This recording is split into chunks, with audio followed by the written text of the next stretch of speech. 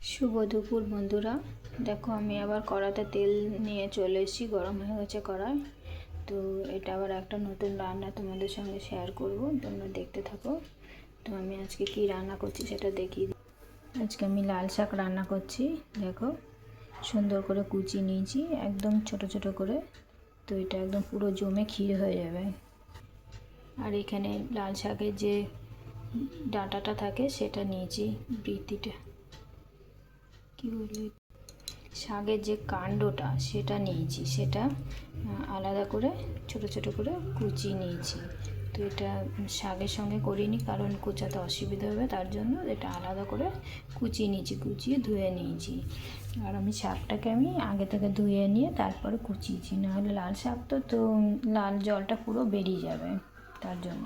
শাকে এখানে তেলে আমি দেবো শুকনো লঙ্কা কুচি আর কালো জিরে, আর এখানে দেবো বাদাম ভেজে এনে তারপরে এটা ভেঙে দেবো এটার মধ্যে, দিস্তার মধ্যে। আর দেবো পোস্ত ভেজে দেবো। তো চলো আমি শাকটা শুরু করি।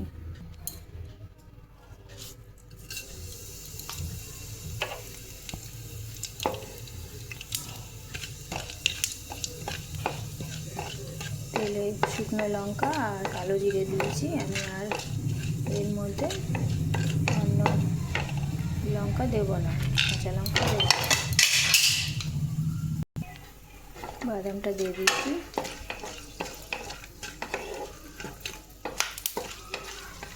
বাদামটা ভাজা হলে আমি তুলে নেব।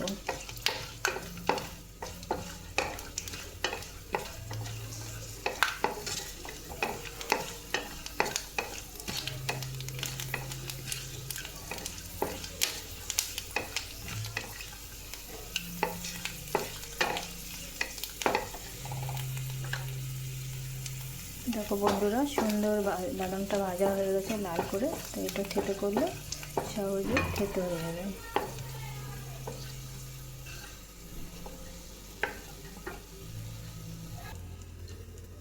তো তেলে এবার আমি পোস্তটা দেব।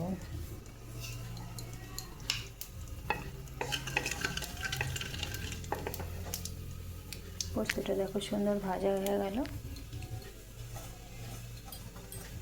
তুমি এবার শাকটা ঢেলে দেবো।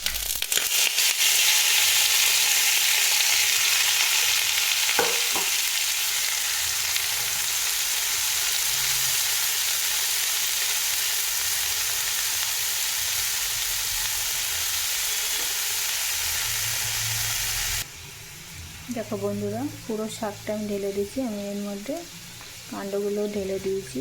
তো এটা এখন এর থেকে লবণ হলুদ দিলে এর থেকে জল বেরোবে। তো লবণটা একদমই কম দিতে হবে।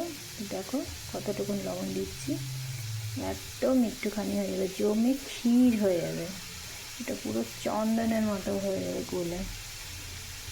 আর হলুদটাও দেখো কত সামান্য দিচ্ছি। লাল শাকে হলুদ আর লবণ একদম কম দিতে হবে।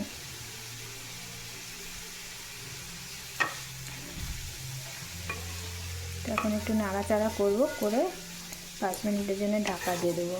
ঢাকা দিলেই জলটা বেরোবে, বেরিয়ে শাকটা পুরো সেদ্ধ হয়ে যাবে। তারপর আমি বাদামটা থেতো করে বাদামটা নামাবার আগে দেব। তো একটু মিষ্টিও দেবো, তোমরা চাইলে মিষ্টিটা দিতে পারো, আর যদি মনে করো না মিষ্টি খাবে না তাহলে মিষ্টি দেবে না।